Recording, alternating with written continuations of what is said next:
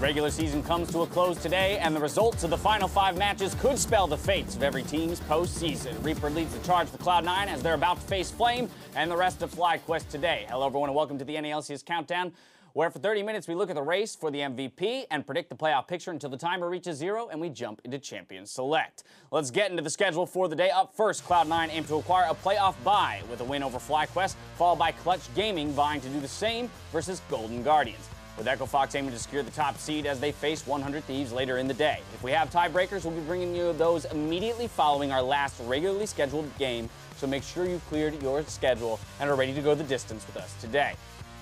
We got a lot of results. Yeah, we got a ton of games to come. Now, the results of those matches could shake up the top 6. As you see, the EchoFox could still lose first place to either 100 Thieves or Cloud9, with the other first round bye still technically attainable by the likes of Clutch Gaming, Team Liquid, and TSM.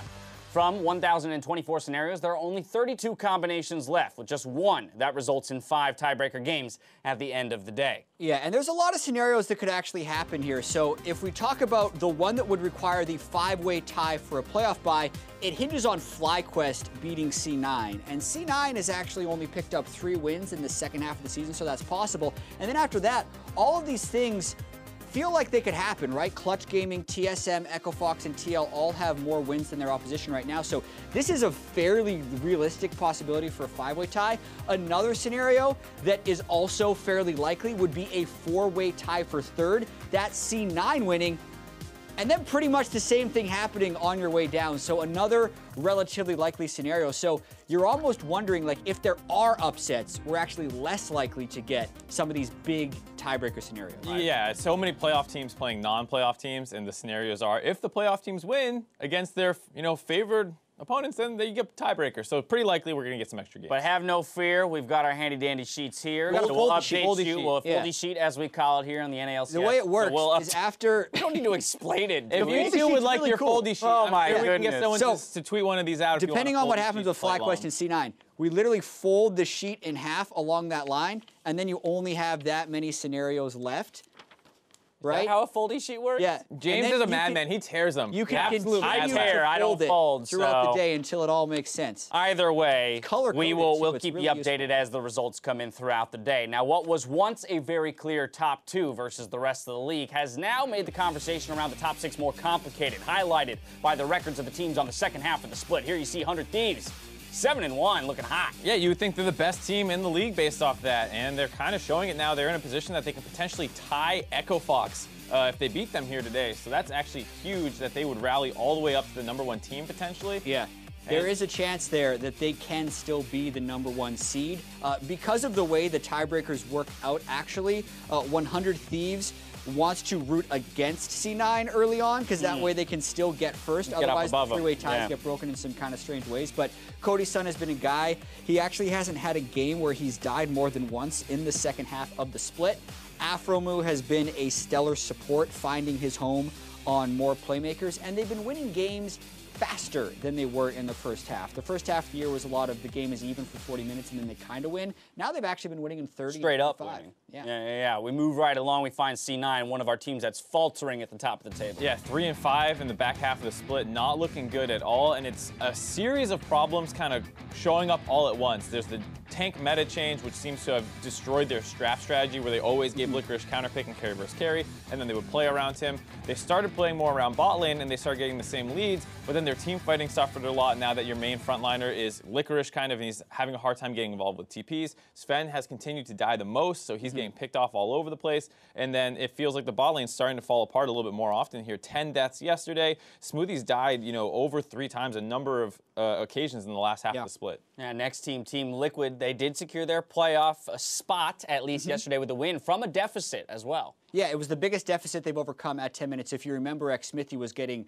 blasted early on in the jungle by Sven Skaren in that C9 game yesterday, and they've actually had back-to-back quality wins. They beat Clutch as well as that C9 game yesterday, and if they hadn't have done that, we would be talking today about whether or not COG would be able to overtake them at the back half of the season, but now we're talking about them potentially still being able to get a playoff bye or be a 3rd seed, which would give him side selection in that quarterfinal matchup. So a very late season surge, I guess I would call it, because they have beaten 2 of the playoff teams, which a lot of these other people actually haven't done in the last few games. Right, a win over Optic today would go a long way in terms of moving them up the standings. As the playoffs approach, that means the MVP race is not far off. So we gathered some of the fans to get their vote for most valuable player.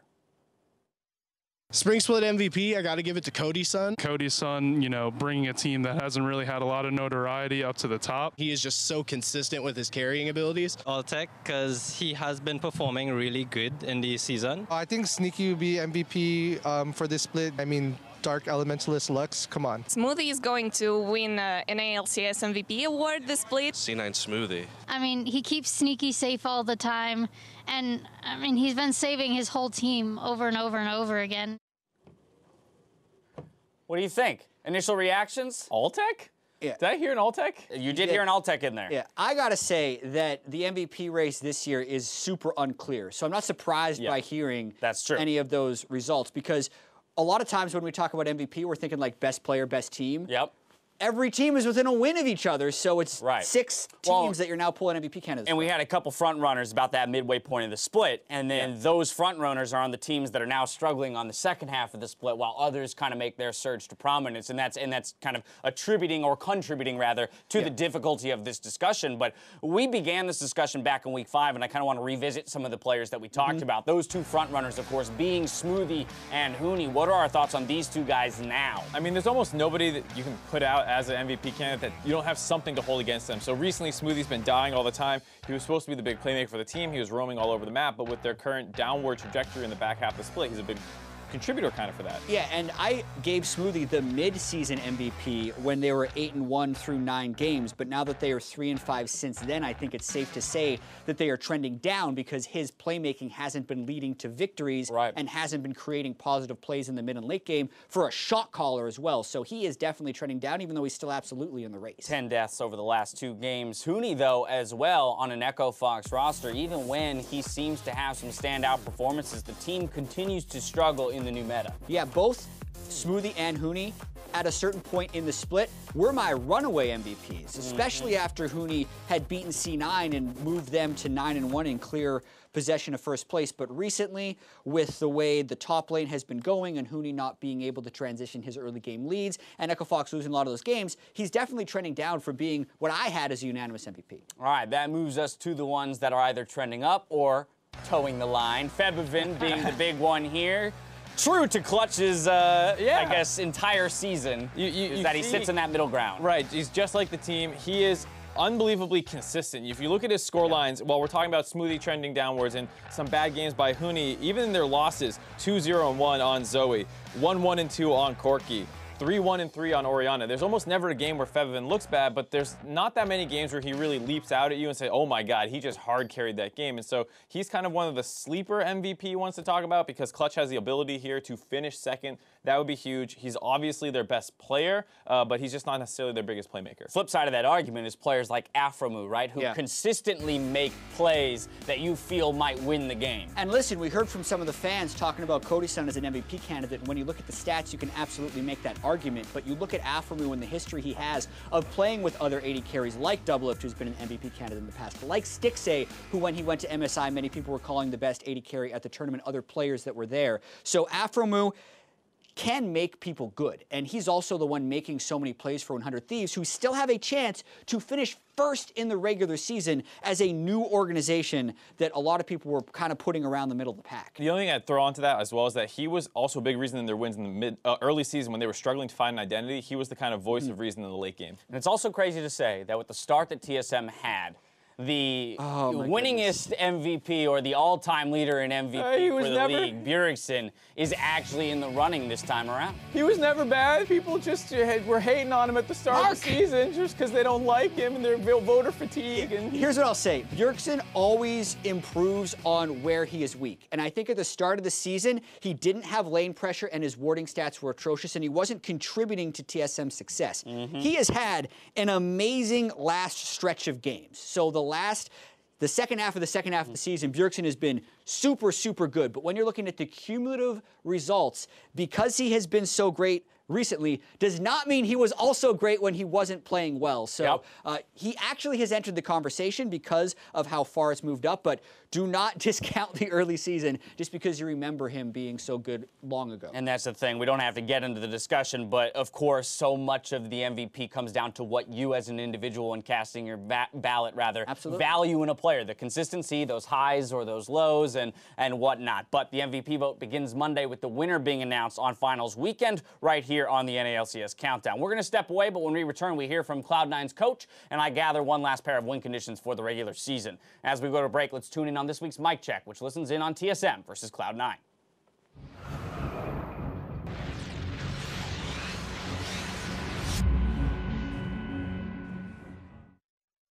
Get in the fucking lobby, you potato. I should bring a straw on stage. Put it in my water bottle so I don't have to put it all the way up. If you have like a really long straw, you can just have it in your mouth at all times and just suck whenever you want some water. Yeah, that sounds good. That means hello in Korean. Can you hear me in Korean? Actually, that's what it means. I can feel the caffeine is kicking in right now. Jensen. Hey man. You have a brain today? Nope. Nope? Jensen! Turn that brain on. Your brain. We have to win for Dennis. I'm gonna walk up. Okay, look at Varus. Look at Varus. Okay. Yeah, who goes first? Yeah, I'm ready. Okay, I can go. Just I'm ulting God. Nice. First flash. I'm going Varus. Nice. Good job, Varus. Fresh no flash. Go. Get back. Try after. Nice. If Kha'Zix shows up against me, I'm just gonna straight one-shot him. Look at straight up mid, yeah. Trading a bit, bottom. He's looking for a stealth on you. He's going. He's in this bush. They know. Nice. Good. Let's go mid. Everyone go on Blitzcrank. No flash right now. He has cleanse. I'm warning over. Oh, I can just go. No, Jensen. That's a cleanse. Oh, we can go here. Maybe Ulting. Try pointing. I'm not coming in. I'm not there. Patience to Johnny. They might be going for me. Guys here. I'm running. Got him. He's dead. Nice. Oh, Shen ult. Nice. Holy. He's back. Can we force? Can we go Baron? Yeah. No TP. Maybe just pull someone like run back. I'm looking. 5k. Alright, I'm going. Kill Blitz. And stay taking Baron. Stay taking Baron. Keep taking Baron. Okay. Finish Baron. Can press here now. I'm stunning him. Finish. Finish it now. Nice. Kha'Zix is useless. I one-shot him. How are you feeling, Jensen? Huh? How are you feeling? Great. Okay, ulti out. No, Shinjo. Yeah, ulting. No Shinjo ulti. Oh, no E, no E. Varus no ulti. Should have flash. Flash. Okay. Oh, I'm dead maybe. Kha'Zix. Zoning is here. Trust. We got it. Nice. We got it. Nice! Oh, Shen's alive, yes. And the game. And. TSM! Is that playoffs? Not even playoffs from this? Whoa!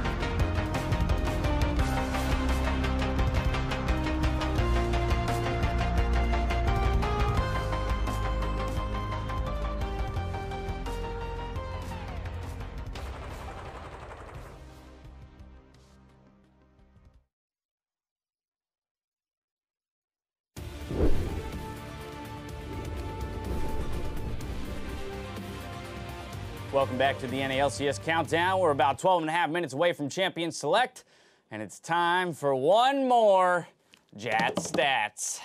I only have 2 questions today. Only 2, thank God. All right, going easy on us. All right. Yeah, and this is also an easy question because there are 2 correct answers. Fewest kills in the LCS for a non-support player who's played 17 games. So okay, there are 2 none players, of the subs. This is and not no historical. That's this split, not historical. Okay. 2 players are tied for 18 Quick, I'm going to do kills. some math. 2 players are tied for. Yeah, we have all the You just have to name one of them. I feel like Flame. No, actually. So I'm going to say one of them should be a jungler.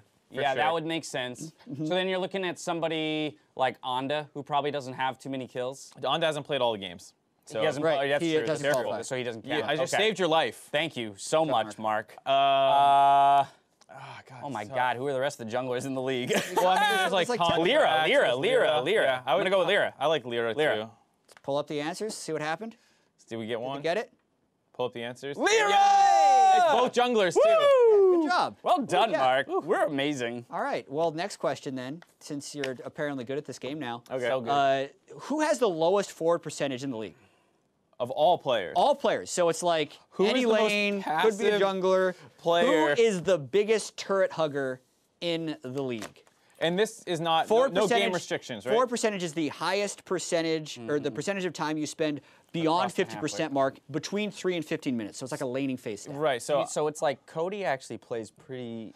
So potentially a laner, a mid laner who gets pushed. There's also the constantly like you're including junglers in this, right? Because there's some junglers who just like don't go in high losing lanes. I feel like we get pushed. He does get. Does that count then if you go into the river? It's beyond the halfway point. If you go through so if you're on their side, it's 4%. I'll say Zig. I feel like he's just always under his turret. Oh, that's a good one. But Dokla. Does Dokla? Can I? Every player is fair every game. player. So. Yeah. Close. Febiven. It was a mid laner. What? But that actually is the last mid laner. Yeah. I wouldn't have chosen him. That's pretty nuts. Yeah, I mean. You didn't swear. So I did not no longer swear. get to contribute to the swear jar. This jar contributes to more Jat stats. All right, that's great. That's great, Jat. It's like half my paycheck. But here's the thing, you've been that I put into that jar over the course of this split. Here's the thing, you've been bullying us all split long with these stats. We got the last one wrong again. You did. And I'm sick of it. So sick of it taking too. over. That's my boy, Mark. Let's get control back. Get him, Mark. We're doing Mark's facts. Ooh, Mark facts. Yeah, here's there it is. We had a between a graphic fact made and and a stat. everything. This is maybe less Make it numerical. up. Like No.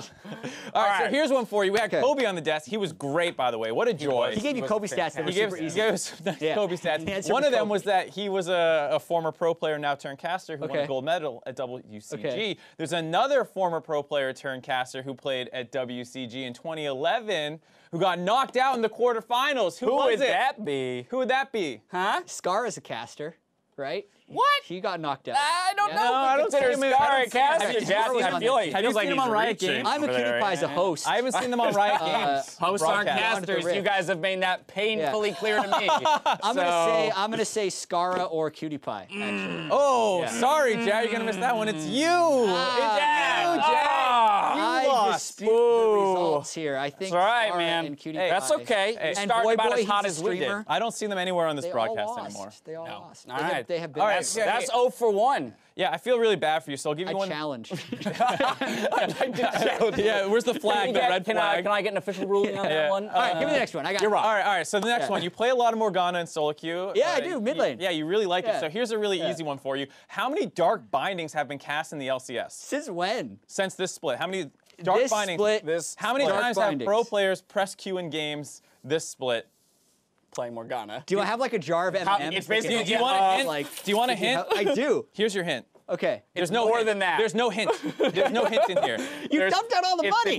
the number is greater hint. than the amount of money in that jar. Okay, so it's this split, Morgana Dark Bindings. Yeah. You're not even telling me basically how many times Morgana games has been Hakuo played and what's the average of Dark Like Bindings no one that he plays more. throws? There's like one game, 2 games. Jat, you're running out of time. I know. We go through this every week. Did you feel our pain now? 187. You are so wrong. 576. 576. How'd you not get that? 187. Shoot. Come Yeah. on. I was 1/3. Come on. Close. All right. See, doesn't feel so great, does it? I feel fine. Oh. that was really fun. All right. we should do Well, that again. I'm looking forward to summer split now, guys. guys. Aggressive plays can make a pro look like a god or like an idiot, and while the difference between the two can come down to finesse, sometimes all it takes is a partner in crime who's there to follow up, just to say, I'm helping. Brought to you by State Farm. And while Svenskeren's Olaf did pick up early kills versus Team Liquid, it couldn't have happened without a well-placed lantern from Smoothie, just 4 minutes into the game. Svenskeren just going with the Predator onto Pobelter. Svenskeren flashing forward, looking to secure the kill here onto POB. A little bit more damage will do it. Jensen going in here as well, and first blood over to Svenskeren. Xmithy tries to fight him, but it's a double kill, and the pull to safety! I'll be here first. I'll be here first. Way before Tom. Just him down. Oh, nice. Oh, yeah, can I? Okay, I don't have to. Start here. I'm coming in. No fast gunner 2. TP. I can TP in 3. I'll TP in 3. Come here. Legend. Take it. Nice. Tom's around. Careful. I might need help. No, you're fine. Tom's okay, good shot. kidding. Nice. Good job, Flash met too, right? Yeah, he flashed. Yeah, I do Right think place, the right time, communication man. is important with that as well, saying how far ahead he is in Tom Kench. Unluckily, that was like the second last kill they had in that game. Right. But that play in itself was still really good. It was a very, very good play. Love it when my threshes are positioned well for lanterns and get me out of sticky situations. Vidius had the perfect 100% prediction rate yesterday. He did. One game. Of one on that Optic game, Yeah. one that none of you were able to predict. And so we'll see if Jat and Mark can go toe-to-toe with him today. Just as a refresher, we've brought in a number. Guests. We have brought in a number of different guests throughout the split. We've had the coin, we had the darts throwing, we had the fans a couple times. We had Joel trying to help the fans out. So the cumulative prediction accuracy of those things is 42.9%. Really you guys bad. far outdo that prediction rate. But I am hoping that Vidius can strike back this time around. Let's take a look at this video. Gentlemen, welcome to my humble abode. I am a little surprised that you would issue this challenge onto me, given that back in week 3, on February 4th, one of your colleagues, the Puharik or something along those lines, said to me to predict all of the day's outcomes, to which I did and was correct for all of them. Now, typically I would not accept a secondary challenge. However, I saw the distress that my good friend and colleague Dash was in, and have decided to lend a helping hand.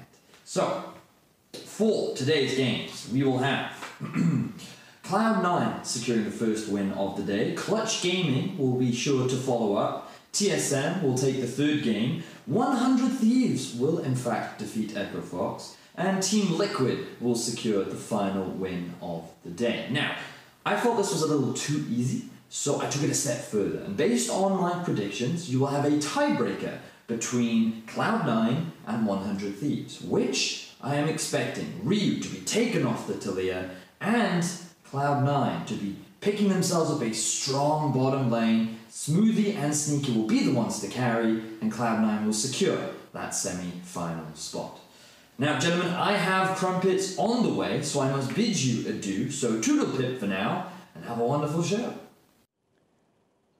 A little hard to understand, but I think that's due to the Welsh accent and the echo that Just is, the is accent. inherent. The echo was the echo was fine. No, that's was he what talking that's a about, part like, of the Welsh week 3 accent. or something? What was that? Yeah, week 3. What? He threw out some predictions. He claims he was 5-0. Also, on he's those. got the same predictions as me. He just Here's copied. what he throws He literally out today. picked the favorites. Well, every I game. mean, can you blame him if they're actually going to win? Well, I just know that he's not going to beat me. That's true. Yeah. He did call out the tiebreaker, and so we might get to that point. The only and have to reason use I that. had 100 Thieves, and I need an upset here to catch Jat. And I'm going to be really upset if you catch me. I had and to we pick tie one for upset, and it predictions. felt like 100 Thieves. You felt like Echo Fox upsetting. Isn't that crazy that you have to say that? I mean, there's Call so that many an playoff upset? versus non-playoff teams. It's like a crapshoot. If it's Clutch that loses to Golden Guardians or FlyQuest, so I didn't want to I take think a Echo risk. Fox has DeMonte and Pop Chow again. Yeah, Like, they're so- still moving around those. I'll wait That's for why confirmation on that. Look at those 100 Thieves, That's man. why I'm saying they're the underdogs, but they're the closest to upset. Who would you pick for an upset? I just wouldn't pick an upset. I'd win. Yeah, well, Yeah. see, so, but Got that's all because 5 Jat's games. that's because Jat's sitting pretty in the lead, man. He can just coast. It's up to you to catch him. That's what I'm trying to from do. this point onward. So we do have one differential in the analyst predictions that comes in Game 4. We'll have to see how they do. Now, Mark, you got help though from a social source today, as Jat's kind of been, had the aid of his dog this entire split. It felt only natural that in Week 9 you get something. Yeah, he's got Kubo. I've seen Freak using puns, and I just felt a little left out. I don't have a pet or animal of my own, so I tried to make do as best I could. So Who's this? Well, This is you. Yeah, that's me. I'm setting up the flags. I tried to ask you to give me your flags, and you wouldn't share. Those flags are really hard to make. They're not that hard. I made them with chopsticks. Sit.